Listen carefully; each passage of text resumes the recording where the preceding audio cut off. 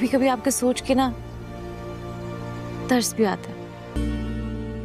बड़ों का अदब करना नहीं सीखा तुमने।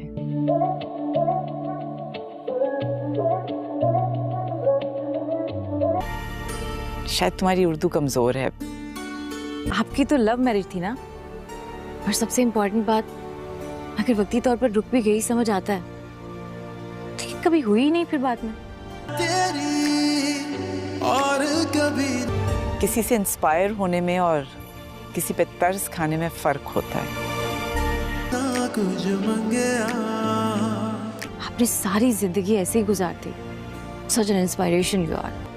एक ऐसी लड़की जिसकी शादी होने वाली हो और फिर अचानक कुछ ऐसा हादसा हो जाए, सारा को इस बात का अंदाजा ही नहीं होता हमना किस कदर चालाक लड़की है और उसे सारा के बारे में सारी इन्फॉर्मेशन भी होती है। सारा ने उस्मान और हमना की शादी तो करवा दी होती है, लेकिन उसको इस बात का अंदाजा बहुत जल्द होने वाला है कि उसने अपनी जिंदगी की सबसे बड़ी गलती कर दी है। और शादी के अगले रोज ही सारा तो हमना को ये समझाने की कोशिश कर रही होती है कि इस घर में कैसे रहना है, लेकिन हमना उल्टा उसे ही बातें सुनाना शुरू कर देती है। हमना यही बात कहती है, मैं आपसे बहुत ही ज़्यादा इंस्पायर हो चुकी हूँ क्योंकि आपकी लव मैरिज होते होते रह गई और आपने फिर दोबारा कभी शादी करने की कोशिश भी नहीं की। मुझे तो आप पर तरस भी आ रहा है। तो सारा को ये बात बहुत ही ज़्यादा बुरी लगती है और वो हमना से यही बात कहती है, लगता है तुम्हें इस बात का फ़र्क ही नहीं मालूम, किसी से इंस्पायर होने में और किसी पर तरस खाने में बहुत ही ज़्यादा फ़र्क होता है। और तुमने बड़ों की इज़्ज़त करना भी नहीं सीखा और तुम्हें मुझसे ऐसे बात नहीं करनी चाहिए। और सारा के तीनों भाई भी वहाँ पर बैठे हुए होते हैं, उन्हें भी ये बात बिल्कुल भी पसंद नहीं आ रही होती